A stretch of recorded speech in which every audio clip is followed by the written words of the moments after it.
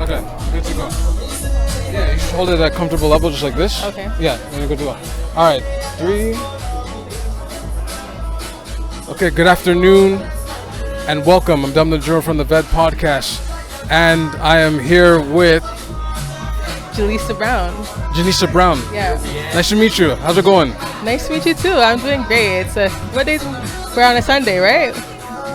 Yeah. Yeah, it feels like a Sunday, so I'm feeling good. I was gonna tease you, but I got mixed up today as well. I'm not gonna lie. It's a little off kilter right now. It's the heat. It's the weather. Yeah, it is really hot, but I'm glad that we at least have the patio out here. Get us some breeze. It's gonna breeze, yes. Yeah. Now, tell me what Sunday Social means to you. You know what? Actually, this is my first time at Sunday Social. Okay. But I know Nate and Lenore, and Sunday Social to me, coming here, I guess means supporting community. That's what it's really all about.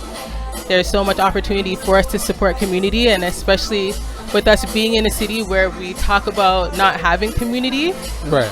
Like the need for community is just as important as you giving that support in community. So right. Yeah, so it's good. That's cool. Now, tell us what you do exactly. Okay, so again, my name is Jillisa Brown. I am the founder of Funding Impact. And here across Canada, we're supporting BIPOC entrepreneurs with getting funding into their business. So that involves grants, business loans, equity investments, or even just generating revenue because, through all the conversations that I've had this year, regardless of what kind of funding you're getting, you still need to be generating revenue for your business. So Cool. Now, is this a career path that you've chosen through schooling, university, or no? Not at all. Really? Not at all. Actually, I'd say my career path has been very unique because I got pregnant really early. Okay. As a teen, and I was 19, and so that led me to not be able to finish school. Right. And through the path, I experienced so much different things. But back to that community point, I really was trying to get a lot of my experience by just supporting others in community. And I think those leaders saw value in that and, put me in positions that I couldn't have got based on the fact that, my path was a little bit different, Right, yeah. So, I started supporting community through an organization called SETC, which stands for Social Economy Through Social Inclusion. At that time when our brother George Floyd was murdered, that was a time when a lot of people were taking these call to action, but nobody was really asking, all right, what's the call to reflection, Right, yeah. So we took the opportunity, figured out what the community needed, and, came to a resolution of bringing together folks to figure that out with, DEI, what that meant for each organization. Right. And how we could make that actionable. And so that flowed into an opportunity where I became the executive director of the Table of Impact Investment Practitioners. Right. What they call TIP.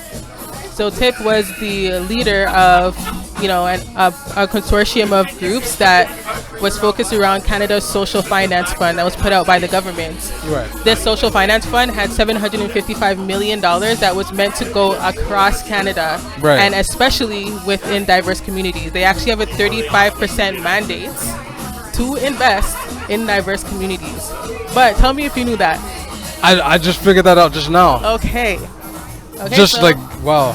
Okay. So, a lot of different things happened. They created $50 million worth of grants that were supposed to be in diverse communities. And basically the work that I've been focused on is ensuring that as much as, there's access to this information to the average entrepreneur, Canada doesn't see us as the average entrepreneur, or at least they haven't.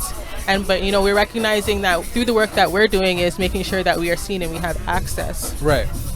So in that space, we're all focused on impact investing.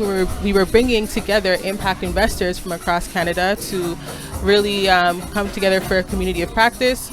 Learned a lot of things, got to travel and represent Canada in a large space in impact investing through what they call the Global Steering Group. Okay. And so that was the opportunity for me to be around the folks that are saying, yeah, we've raised $100 million. We have $75 million. Oh, but we wanted to raise 100 mil, but we only have 25 mil. And I'm like, people in my community are still trying to figure out how to get the $2,000 grant, much less. So, moved on from that experience and created Funding Impact. And that's what the focus is. Like, how can we bring the information in these rooms back to our communities Right. through all the different ways that we help? That's pretty cool. And how are you enjoying this career path so far?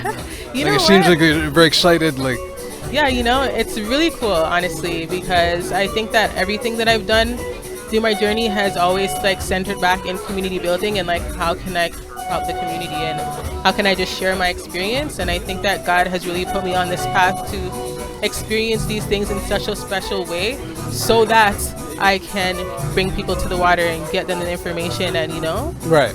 I believe that is my purpose. So purpose work at the end of the day is always feels the best. Yes. Now, what's the future plan? Like, what is the ultimate goal for you? It's a loaded question, but yeah, it is a very loaded question. Okay, so I would say there's two parts to that.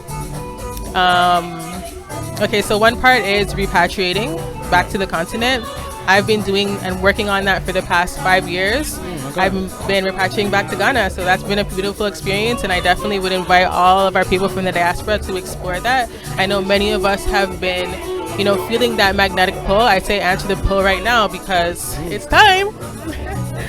The other thing that I would say is for funding impact, I think as much as we're working to empower right. and educate, it's going to be time for us to also be in control of the narrative, and hold right. that power. So definitely working to build some funds so that, instead of our community always relying on the other to provide us with that funding, we can continue to, do that for ourselves.